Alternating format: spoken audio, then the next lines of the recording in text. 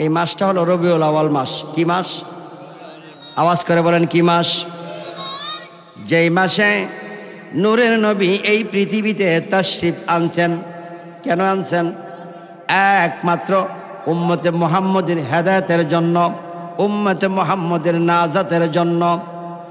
নবী যদি না আসতো গো, আল্লাহ রাব্বুল আলামিন কুল কায়নাত কোনো কিছুই বানাইতো না। আসমান হতো না, জমিন হতো না, আল্লাহ মাকান হতো না। আমার আল্লাহ নিজেকে প্রকাশ করার জন্য নূরের নবীকে এই পৃথিবীতে প্রেরণ করেছেন। নূরের নবী যেই মাসটাতে আসছে এইটা হলো রবিউল আউয়াল মাস। যেই মাসে এত বরকত, এত নিয়ামত, আমরা রবিউল আউয়াল মাসের জুলুস করেছি, মিলাদুন নবী পালন করেছি। ইমানদারেরা, আশেকেরা নবীর মিলাদ পালন করবে।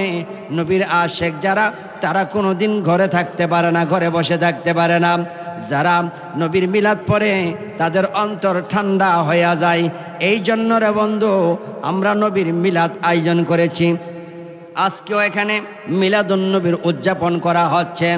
ইমানদারের কাজ মিলাদুন নবীর মাহফিলের আয়োজন করা। যেমন ভাবে উদযাপন করেছেন আব্দুল হক মুহাদ্দিস দেহলভী রহমাতুল্লাহ আলাইহি, ভারত উপমহাদেশের এত বড় মুহাদ্দিস আব্দুল হক মুহাদ্দিস দেহলভী রহমাতুল্লাহ আলাইহি। আব্দুল হক মুহাদ্দিস দেহলভী রহমাতুল্লাহ আলাইহি অগণিত কিতাব লিখেছেন। তিনি প্রতি বছর মিলাদুন নবী আসলে গরু জবাই করিয়া, বকরি জবাই করিয়া, উট জবাই করিয়া মিলাদুন নবীর আয়োজন করতেন। হঠাৎ এক বছর গরিব হয়ে গেছে, লক্ষ লক্ষ মুরিদান মিলাদুন নবী করার জন্য বাড়িতে আসত। গরিব হয়ে যাওয়ার কারণে উট জবাই করতে পারে নাই। মনে বড় দুঃখ, প্রতি বছর আমি উট জবাই করিয়া মিলাদুন নবীর আয়োজন করি, এই বছর যে গরিব হয়ে গেলাম, আমি তো মিলাদুন নবীর জন্য কিছুই করতে পারলাম না। গরিবী হালতে বাজার থেকে কতগুলি রমজান মাসে যে খাই বুট, চানা বুট কতগুলি ভিজাইয়া রাখছে, সিদ্ধ করিয়া সেই বুটগুলি দিয়া মিলাদুন নবী উদযাপন করার নিয়ত করেছে। আল্লাহু আকবার। গরিব হয়েছে তো কি হয়েছে? মিলাদুন নবীর জন্য যা পারছে তাই নিয়ে আসছে। রাত যখন গভীর হয়েছে, সবাইকে তাবারক দেওয়া হয়েছে। তাবারক যখন দেয় মুহাদ্দিসের মন তো আর টিকে না। প্রতি বছর গরু জবাই করি, বকরি জবাই করি, এই বছর যে আমি চনা বুট দিয়ে আমার নূরের নবীর মিলাদের আয়োজন করলাম, এই মিলাদ কি আমার নবীর দরবারে কবুল হলো কিনা? এই মিলাদ কি আমার আল্লাহর দরবারে কবুল হলো কিনা? এই জন্য মনে বড় দুঃখ, বারাক্রান্ত হৃদয় লইয়া সবাইকে তাবারক দিলেন। ঠিকই তাবারক দেওয়ার পর ঘরের ভিতরে গেলেন। ঘরের ভিতরে যাইয়া দরজাটা বন্ধ করিয়া চোখের পানিগুলি বিনায়া বিনায়া সারে। মনের দুঃখ আর সহ্য করতে পারে না। মনের দুঃখে ঘরে যাইয়া চোখের পানিগুলি বিনায়া বিনায়া সারে। কাঁদতে কাঁদতে হঠাৎ এক সময় ঘুম এসে গেছে। ঘুম যখন এসে গেছে, দেখে রে কে যেন গো মুহাদ্দিসের দরজার সামনে এসে দাঁড়াইছে। আল্লাহু আকবার। আর জোরে বলেন ইয়া রাসূলুল্লাহ।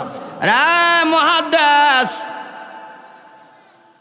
ঘরের দরজা বন্ধ করিয়া চোখের পানিগুলি বিনায়া বিনায়া সারে। কাঁদতে কাঁদতে হঠাৎ করে এক সময় মুহাদ্দিস সাহেবের ঘুমে এসে গেছে। মুহাদ্দিস সাহেব যখন ঘুমাই গেছে, ঘুমের ঘরে দেখে কে যেন দরজার সামনে আইসা দাঁড়াইছে। এত সুন্দর মানুষ। মুহাদ্দিস বলে, আমার জীবনে আমি কোনোদিন দেখি নাই। আমার জীবনে কত সুন্দর সুন্দর মানুষ দেখছি, কিন্তু এত সুন্দর মানুষ যিনি আমার দরজায় আইসা দাঁড়াইছে, এত সুন্দর আমি কাউকে দেখি নাই। আল্লাহু আকবার। জিজ্ঞাসা করে, কে গো তুমি? কোথায় ঘর, কোথায় বাড়ি? এই আরবের জাহানে তোমার মতো এত সুন্দর মানুষ আমি আর কাউকে দেখি নাই। জবানটা খুলে ডাক দিয়া বলে, রে মুহাদ্দিস, যেই নবীর প্রেমে পড়িয়া সোনা বুট দিয়া মিলাদের কারণে তুমি চোখের পানিগুলি ঝর্ণার ধারার মতো চাললাম, রে মুহাদ্দিস আমি আর কেউ নাই রে, মদিনার কামলেওয়ালা নবী, তোমার প্রেমে তোমার মহব্বতে আজকে আমি তোমার ঘরের দরজায় আইসা দাঁড়াইলাম। আরো জোরে বলেন ইয়া রাসূলুল্লাহ। রহমতে আলম নবী নূরে মুজাসসাম বলো না, রহমতে নূরে মুজাসসাম সাহাবীরা আতর বানাই ওই নবীজির গাম বলো না, সাহাবীরা আতর বানাই ওই নবীজির গাম। চিনো জানো মানো কেমন আমার নবীজি, যাহার পাগল চন্দ্র সূর্য তারকারাজি। কথা বলেন ঠিক কিনা? আরে চিনো জানো মানো কেমন আমার নবীজি, যাহার পাগল চন্দ্র সূর্য তারকারাজি। মন রে আরো শুনবানি সুন্দর কাহিনী বাবা, আরো শুনবা এই সুন্দর কাহিনী।